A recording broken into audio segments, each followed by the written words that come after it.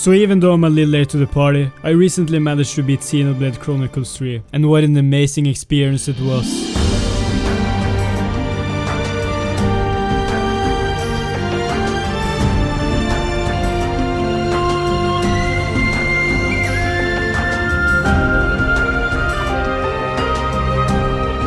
Of course, there are many factors at play making these games so damn good, and one of the biggest in my opinion is Xenoblade Chronicles' beautiful and absolutely massive worlds.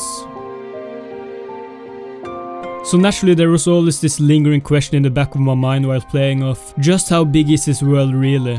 So I started searching a little around online and found that no one has taken it upon themselves to find that out yet. Probably because Aionios, like the other Xenoblade games, is a segmented open world, meaning that there are multiple maps with different scales to take into account, rather than just one big map. We have only heard that Aionios is about 5 times bigger than all the rest from Xenoblade Chronicles 2. So I took it upon myself to find out the approximate area of the enchanting world of Aionios in real world measurements to see how it compares to other open world games and previous entries in the series.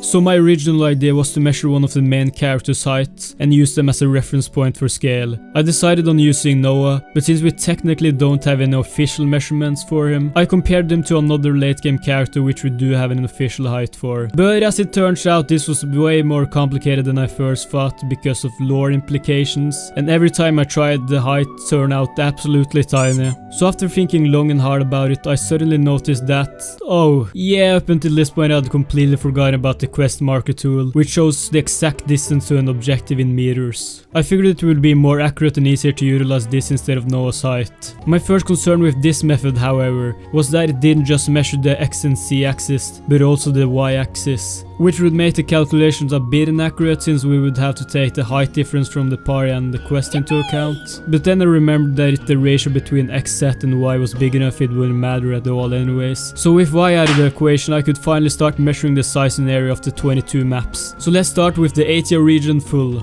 I first found an easily recognizable spot on the map far from the quest objective and noted down the distance. After that I imported a screenshot of the map into the graph and calculus tool GeoGebra and measured the distance from the location of the quest to where the party was located, which in this case turned out to be 8.65 units. Now I just had to divide the in-game distance with the unit distance from GeoGebra and multiply it by the scale value of the image. This would make the map 1-to-1, so anything measured in GeoGebra should be the exact same distance as in-game. I find that the height of the entire map is 3,554.1 meters and the length is around 3,369, nice. So I just took the length multiplied by the height to get the full area. But I kinda wasn't satisfied with this alone since I think it's way more interesting to find out how big only the explorable area is, not just the whole map since we won't be able to access most of it anyways. To figure this out, the most accurate way I could think of was importing the map into Photoshop and trace over it, highlighting every accessible area, then doing a pixel analysis of that section and dividing it by the entire map to get the ratio between an explorable and explorable area. With the Aetia region, around 16% of the map screenshot I measured is explorable, which means I could just multiply the explorable percentage with the area of the entire map. I also tried taking into consideration the overlapping parts of the map too, but this part was a bit tricky and I don't know if I found every affected area. So after using this method I finally found that the Aetia region has an area of about 1.9 square kilometers or 0.7 square miles. I've already talked to a few people about these results, and it seems like the general consensus is that it seems to be too small, and I thought the same thing too at first, but I think a lot of it mainly comes down to 2 factors, and one is the preconception of how big open world games actually are. A lot of people watching this have probably stumbled over a video game map comparison video on some point, but comparing these estimates I've found for Xenoblade Chronicles 3 and the estimates in those videos isn't entirely fair, because they count the whole map, and not just the explorable areas like I did. Take Elden Ring as an example. That game is often listed at around 70 to 90 square kilometers, and I did some measurements in that game too and found similar numbers. But I also used the pixel analysis method I used in this video and found that the explorable areas of the overworld was only around 16.07 square kilometers. With the underground areas I guess it becomes around 20 square kilometers give or take. And this is 100% not meant to undervalue the size of games, because it really rings true that the size doesn't matter in game design, it's how you use it. You could create the biggest and most expansive game ever, but it's still gonna feel very small without a purpose.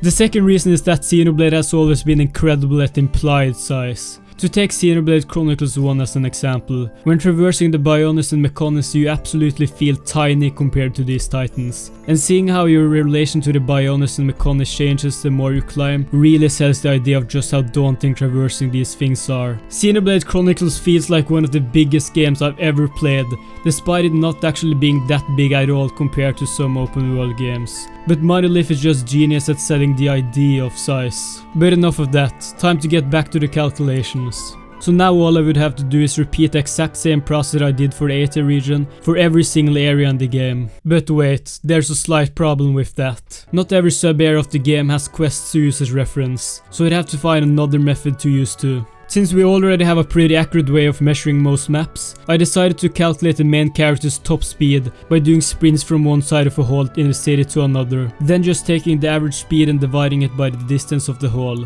This would yield an average top speed of 8.7 meters per second, which is about 31.3 kilometers per hour or 19.5 miles per hour. Which is actually pretty insane, but it is technically more than humanly possible, and given the circumstances and that the gang is a bunch of elite soldiers that has been training for their whole life, I'll guess I'll give it a pass. Now that I had their speed I could pretty easily get distances measured on the maps that didn't have any available quests. Since there are a total of 22 different maps in the game, this process took a long time. But before we go over to the results, I highly recommend you subscribing, unless you want a dirty science. Anyways, time for the results. So to start off, we have the Aetia region including Elgares Depths, Aetia Upper and Aetia Full. And they clock in about 1.91 square kilometers or 0.74 square miles. And I'd say every area has an error margin of about plus minus 10%, give or take. The Fornis region including Torus Hollow and Milio Caverns is 3.97 square kilometers. The Pentelas region including Cadensia, Lambda and Makhta Wildwood Lower is 1.51 square kilometers. Syra hovering Reefs and Keves Castle is about 0.99 square kilometers. And now this is where we get to the most interesting part of the whole map analysis, the Cadensia region. I think everybody who's played Xenoblade Chronicles 3 knows how ginormous this place is, but I don't think a lot of people realize just how big this place is compared to the rest of the game. Because Cadensia clocks in at a whopping 31.2 square kilometers. That compared to all the other regions is actually quite insane. Cadensia literally houses 70% of the entire game's size alone. But enough of that, let's get back to Swordmarch in the city, which is about 0.28 square kilometers. And lastly, Origin is 0.43 square kilometers. And finally, it is time to reveal the size of all the explorable areas in Xenoblade Chronicles 3 combined. And the entire game clocks in at an impressive 40.62 square kilometers.